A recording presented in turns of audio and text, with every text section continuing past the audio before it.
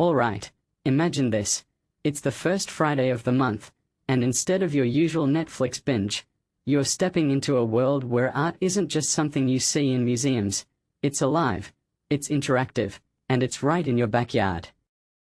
That's exactly what's happening in Boulder and Longmont this week, and personally, I think it's one of the coolest ways to kick off the weekend. Here's the deal. First Friday isn't just an event, it's a movement that transforms these towns into living, breathing galleries.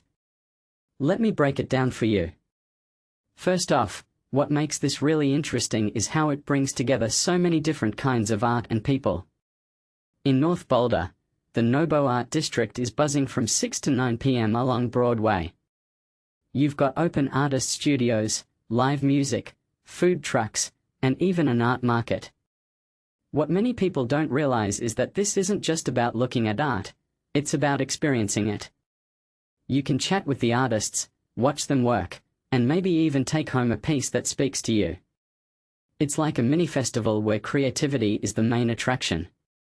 Now, if you head downtown, the vibe shifts a bit. The Downtown Boulder First Friday Art Walk starts earlier, from 4 to 7 p.m., and it's all about gallery receptions, maker demonstrations, and live music. One thing that immediately stands out is the variety. You've got everything from Caribbean and African art at Anna's Art Gallery to antique maps and vintage posters at ArtSource International.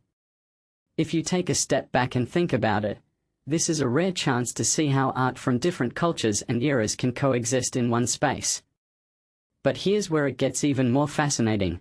The exhibitions themselves are telling stories. At the Boulder Museum of Contemporary Art, there's a show called Tres Voces, Un Corazon, which features 3 family members, each with their own distinct style. What this really suggests is that art isn't just about individual expression, it's about connection, heritage, and shared experiences. Personally, I think this is one of those exhibitions that stays with you long after you leave the gallery. Now, let's talk about Longmont, because it's bringing its own unique flavor to First Friday. The Makers Market on 4th Avenue is family and dog-friendly, which already makes it a win in my book. But what makes it stand out is the focus on local artisans. You've got handmade jewelry, fine art, crafts, and even street games. A detail I find fascinating is how they've incorporated kids' activities like face painting. It's not just about selling art, it's about creating a community where everyone feels included. Here's the thing, though, First Friday isn't just about the big events. It's also about the smaller, more intimate galleries that are doing incredible work. Take the Canyon Theatre and Gallery, for example. They've got an exhibition called Bright Eyes, Dark Skies by an astrophysicist who paints watercolor landscapes of Colorado's dark sky places. In my opinion, this is where art and science collide in the most beautiful way. It's a reminder that creativity knows no bounds. What this really boils down to is that First Friday is more than just an art walk, it's a celebration of creativity in all its forms. Whether you're into traditional paintings, experimental installations, or even eco-fashion jewelry, there's something here for you. And what's truly remarkable is how it brings people together. You're not just walking through galleries, you're part of a community that values art and expression. So, here's my takeaway. If you're in Boulder or Longmont this First Friday, don't just scroll past the event on your social media feed.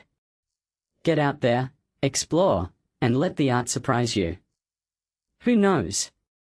You might just find your new favorite artist or discover a gallery that becomes your go-to spot. This raises a deeper question, though.